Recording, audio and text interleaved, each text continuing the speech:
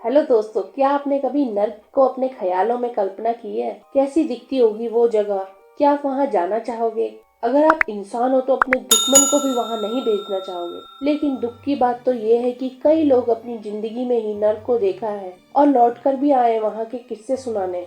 1980 के दशक के अंत में पिस्टोरियस और उसके माता पिता दक्षिण अफ्रीका में रह रहे थे। जब 12 साल की उम्र में उनमें धीरे धीरे ऐसे लक्षण विकसित होने लगे जिनमें खुद से चलने की क्षमता भी खोना भी शामिल था। डॉक्टर सटीक बीमारी का निदान करने में असमर्थ थे। उनका मानना था कि ये क्रिप्टोकोकल मोनिंजाइटिस और मस्तिष्क का बीमारी है। उस दौरान डॉक्टरों ने उसके माता पिता को सूचित किया कि उन्हें उम्मीद नहीं है पिस्टोरियस फिर से जागेगा या अधिक समय तक जीवित रहेगा। 14 साल की उम्र से पिस्टोरियस को दिन के दौरान एक देखभाल गृह के माध्यम से अपनी दैनिक देखभाल का कुछ हिस्सा मिलता था। रात में उसकी देखभाल मुख्य रूप से उसके पिता द्वारा की जाती थी, जिन्होंने कहा कि वह अपने बेटे को घुमाने के लिए हर 2 घंटे में जागते थे ताकि उसे बिस्तर पर घाव न हो। बेहोशी की हालत में पिस्टोरियस अपने बिस्तर के पास अपने रिश्तेदार द्वारा की जा रही बातों को सुनने और समझने में सक्षम थे। हालांकि इन्हें इसकी जानकारी नहीं थी। ठीक होने के बाद उन्होंने विश्व की प्रमुख घटनाओं के बारे में बात की, जैसे कुमारी डायना की मृत्यु, नेल्सन मंडेला का राष्ट्रपति बनना और 11 सितंबर का हमला, जो तब हुआ जब वह संवाद करने में असमर्थ थे। धीरे धीरे उन्होंने बाद में उन चीजों के बारे में सोचने की कोशिश की जो उन्हें अपनी बाहरी वास्तविकता पर कुछ नियंत्रण देती थी, जैसे सूरज की रोशनी को ट्रैक करके समय बताना। पिस्टोरियस का मानना था कि उन्हें 16 साल की उम्र के आसपास होश आना शुरू हुआ था। इस दौरान वह अपने आसपास के लोगों को महसूस करने में सक्षम थे, लेकिन पिछली घटनाओं को तुरंत याद नहीं करते थे, जिसे उन्हें थोड़ा सा बच्चा जैसा पता या पैदा होना। 19 साल की उम्र के आसपास पिस्टोरियस को पूर्ण चेतना जागरूकता प्राप्त हुई, लेकिन शुरुआत में अपने आसपास के लोगों को प्रदान करने में असमर्थ थे।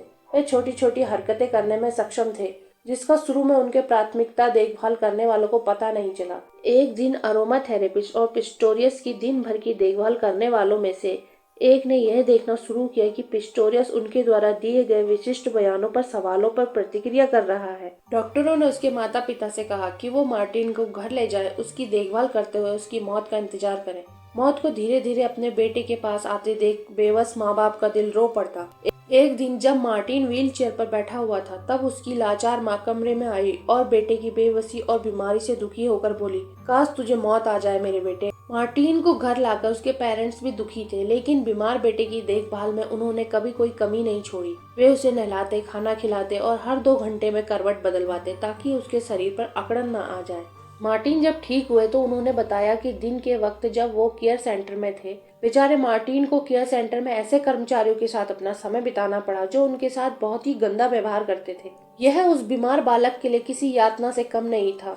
लेकिन मार्टिन ने हिम्मत बनाए रखी और एक दिन सब बदल गया जब मार्टिन के रेगुलर पैरामेडिकल चेकअप में उसने जता दिया कि वो होश में आ चुका है। ये बात उसने अपनी आंखों से जताई। फिर उसे एक स्पेशल सेंटर ले जाया गया जहां पर उसके सारे टेस्ट किए गए और उन टेस्टों में वह पास हो गया। यह टेस्ट इसलिए कराया गया क्योंकि वह जानना चाहते थे ये असल में कॉन्शियस है या फिर इत्तेफाक है। फिर मार्टिन ने सारे टेस्ट पार कर दिए। सबको मालूम पड़ गया कि ये आखिर सच्चाई है। मार्टिन की माँ ने अपनी जॉब छोड़ दी और अपने बेटे की देखभाल के लिए लग गई। मार्टिन की माँ ने एक ऐसा कंप्यूटर प्रोग्राम बनाया जिसकी हेल्प से मार्टिन बातचीत कर सके। और इतना ही नहीं, जब मार्टिन के पास कम्युनिकेशन करने की काबिलियत आ गई तो उसके बाद उन्होंने कॉलेज की डिग्री ले ली। उसके बाद उनको एक कंपनी में जॉब मिल गई। अब इसे कहते हैं असली जज्बा। फिर मार्टिन धीरे धीरे बिल्कुल ठीक होने लगे और उसने अपनी दोस्त की बहन से शादी कर ली। 2011 में उसने एक बुक लॉन्च की जिसका नाम था गोस्ट बॉय।